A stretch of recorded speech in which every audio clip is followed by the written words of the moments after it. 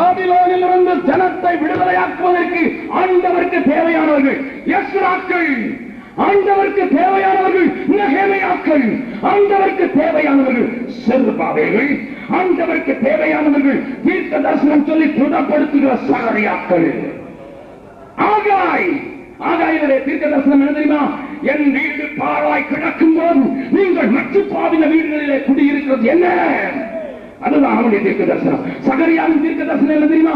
பாபிலோனில் இருந்து நீ உன்னை விடுதலையாக்கிக்கொள், அப்பொழுது மகிமை உண்டாகும். அவனுடைய தீர்க்க தரிசனம் என்ன தெரியுமா?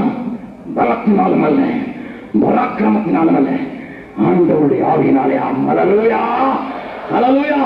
நெகேமியாவின் தீர்க்க தரிசனம் என்ன தெரியுமா? எழுந்து கட்டுவோம் வாருங்கள். எஸ்ராவின் தீர்க்க தரிசனம் என்ன தெரியுமா?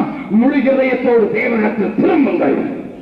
செருபாபேலினுடைய தீர்க்க தரிசனம் என்ன தெரியுமா? வாருங்கள், எருசலேமே கோபுரத்தை கட்டலாம். அல்லேலூயா. இடிந்து போனவைகளை செத்தலாம், மங்கி போன மகிமையை திரும்ப கொண்டு வரலாம். இன்றைக்கு சபையே உனக்கு தேவையானவர்கள் அப்படிப்பட்ட தீர்க்கதரிசிகளை உன்னை தடவி கொடுத்து உனக்கு சமாதானம் என்று சொல்லி நீ ஆசீர்வதித்து போகிறவர்கள் மாத்திரம் என்று நீ அறிந்திருந்தாயா, நீ உன்னையை வஞ்சித்துக் கொண்டிருக்கிறாய். Of course, I got a great respect for people those who are mightily used for deliverance ministry. அந்த பாவக்கட்டுகளிலே இதுவரை இயேசுவை அறியாதபடி, அவருடைய மகிமை அறியாதபடி இருக்கிறவர்களுக்கு அப்படிப்பட்டவர்களை ஆண்டவர் எழுப்பி இருக்கிறார். கோடான கோடி சோத்திரம் ஆண்டவர்கள்.